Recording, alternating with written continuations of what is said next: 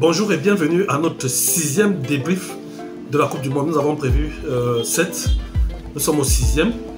Les événements qui sont déroulés ces derniers temps nous amènent à commenter la dénonciation qui pourrait être calomnieuse de ce journaliste qui dit que Rigobert et Raymond Kala seraient en train d'estorquer de l'argent, auraient estorqué de l'argent à des joueurs aux fins de les sélectionner à l'équipe nationale.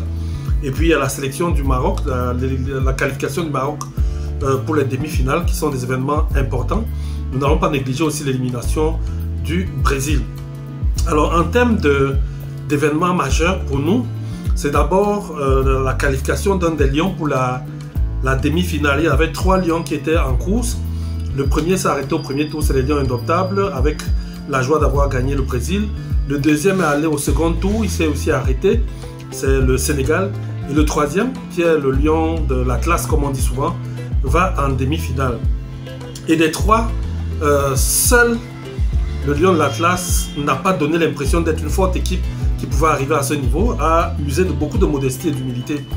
Mais ce serait menti si on ne rappelait pas que le président de l'Africafoot, Samuel Eto'o, avait annoncé que le Maroc irait beaucoup plus loin. Il avait même annoncé dans une interview que le Maroc pourrait battre l'Espagne. Il avait estimé que la finale pourrait être Maroc-Cameroun. Donc il voyait dans le Maroc un potentiel que nous, les profanes, on ne voyait pas. Nous, on voyait beaucoup plus le Cameroun, dans une moindre mesure le Sénégal. Mais lui, qui est homme averti du football, a prophétisé, on ne va pas dire prophétisé, mais a vu le potentiel du Maroc que nous, on ne peut pas voir. Et nous ne pouvons que nous incliner devant ce genre de prédiction. Nous imaginons même que le Maroc pourrait battre la France, ce qui n'est pas impossible à ce niveau de la compétition. L'autre événement majeur, et nous félicitons le Maroc d'ailleurs, l'autre événement majeur, c'est cette dénonciation-là qui vient d'arriver. Cette dénonciation, je préfère la mettre en troisième position pour parler d'abord du Brésil et voir comment une équipe forte, tout compartiment confondu, peut perdre un match capital. Et c'est important de le comprendre qu'il ne suffit pas d'avoir une équipe de généraux, d'individualités très puissantes, même avec des combinaisons bien faites pour gagner tous les matchs. Il y a toujours à se souvenir que vous avez un adversaire en face de vous et que vous ne jouez pas seul et que cet adversaire se prépare en fonction de vos forces. Et plus vous exposez vos forces, plus ils sont capables d'anticiper sur vous. Plus vous avez des stars, plus on est capable d'anticiper sur ces stars-là. Et c'est pour ça que vous voyez des grandes équipes sont éliminées plus facilement. Ça, c'est l'avis d'un profane. La troisième chose, c'est cette histoire de banditisme au sein du leadership de l'Africafoot. Il paraît que certains joueurs auraient donné de l'argent pour pouvoir bénéficier d'une place à l'équipe nationale. C'est un journaliste qui le dit. Et l'Africafoot a réagi en disant qu'une personne soi-disant nommée aurait essayé de leur estorquer un peu d'argent pour taire ce dossier. Et je regardais encore hier une vidéo du journaliste qui revenait en force en disant qu'on l'a calomnié, il n'a jamais discuté avec l'Africafoot de ce sujet. Il a évoqué un autre sujet, il allait réveiller encore un autre sujet qui est celui des mineurs ou des jeunes qui sont violentés au niveau de Bafoussam dans une école de football. C'est ce dont on n'avait pas besoin à ce moment-ci. Alors maintenant, dans mon analyse décalée, je retombe toujours sur la situation conjugale. La situation conjugale, commençons par le Brésil qui perd son match. Dans les couples, il ne suffit pas que 2 conjoints soient des bons conjoints pour que le couple marche. Il faut que, étant des bons conjoints, ils puissent mettre en place un système qui puisse permettre que les 2 puissent fonctionner ensemble. C'est ça le couple. Le couple, ce n'est pas un duo d'individualité. Le couple, c'est 2 personnes, même si elles sont incompétentes, mais qui arrivent à se mettre ensemble pour fabriquer et sortir quelque chose d'impressionnant, d'important. J'ai dit même dans un de mes livres que le couple qui réussit, ce n'est pas le couple qui a tous les talents, qui n'a pas d'incapacité, mais c'est le couple qui sait tout mettre ensemble pour sortir en bloc face à l'adversaire. Ce qui a manqué au Brésil, dont je parle souvent dans le cadre de famille, c'est de sous-estimer les adversaires, de sous-estimer l'adversaire. Or, un des adversaires importants que chacun doit intégrer dans sa relation conjugale, c'est le malin. Il est là dès les premiers jours. Dès les premiers jours, devant Adam et Ève, il réussit à tromper Ève, à l'amener, à pousser Adam à se tromper aussi. Donc faisons très attention, nous avons un adversaire, le sous-estimer, c'est très mauvais. Mettons-nous ensemble face à cet adversaire en comptant sur la puissance du Saint-Esprit qui va nous couvrir et nous mettre en victoire, nous permettre d'expérimenter la victoire face à cet adversaire qui est coriace. Ne nous estimons pas, oh ma femme je l'aime, mon mari je l'aime, nous avons suivi des formations, ça nous suffit, nous pouvons nous en sortir. Le Brésil paye le prix de cela. Il faut reconnaître qu'il y a un adversaire et cet adversaire-là, il est redoutable. Si vous ne prenez pas ça en compte, quand vous mettez ensemble, vous allez avoir des travails qui vont vous tromper. La deuxième chose, c'est cette histoire du Maroc qui passe en demi-finale. Et ça correspond à ce que je viens de dire. Les couples qui réussissent, ce n'est pas les couples qui font du tapage. Ce n'est pas ceux qui exposent les photos de leur couple sur Facebook, sur TikTok, qui montrent qu'ils sont heureux, avec des beaux enfants et tout ça. C'est des couples discrets, mais qui bossent pour avancer, qui bossent étape par étape. Aujourd'hui, on est tombé sur ceci. Mon mari ou ma femme bossons sur telle chose pour nous en sortir. Et ils avancent comme ça, étape par étape, avec une vision de là où ils partent. Et ils réussissent à réaliser des exploits.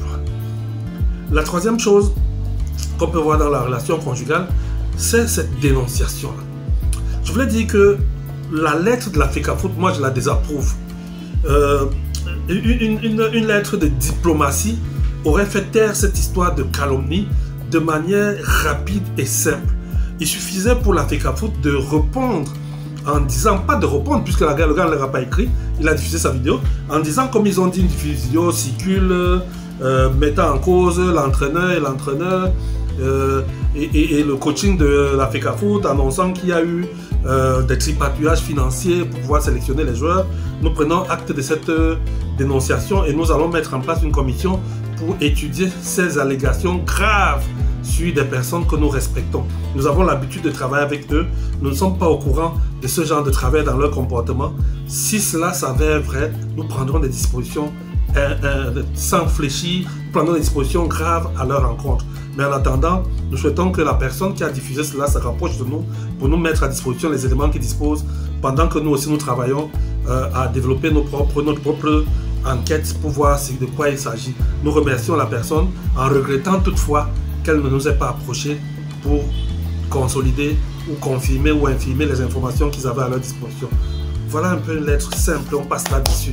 Et ça arrive souvent dans les relations conjugales qu'on s'y trompe. Parce que qu'est-ce que la FECAFOOT fait? La FECAFOOT dit quelqu'un soi-disant se présentant est venu essayer de nous extorquer de l'argent en disant que si on lui donne l'argent, il va cacher l'information. Combien de fois les conjoints font ça? Ça ne marche plus. Ce genre de statut ne marche plus en couple. Quelqu'un vient dénoncer ta femme et ta femme sort là et dit non, il m'a baratiné, depuis qu'il me drague, je refuse. C'est pour ça que maintenant il vient inventer les histoires sur moi. Ça ne marche plus. S'il te drague depuis, pourquoi ton mari n'est pas au courant qu'il te drague? Monsieur, si cette femme te fait les yeux doux depuis, pourquoi ta femme n'est pas au courant? Pourquoi c'est quand il vous attaque qu'on est au courant qu'il y a quelque chose qui s'est passé? C'est l'une des erreurs de la communication que la FECAFOOT a eue, de ne pas dénoncer cette tentative de leur extorquer de l'argent quand il fallait le faire et de venir le faire quand ils sont accusés. Prenons même le cas où l'accusation de la FECAFOOT serait fondée. C'est-à-dire que le gars essaie de leur stocker de l'argent.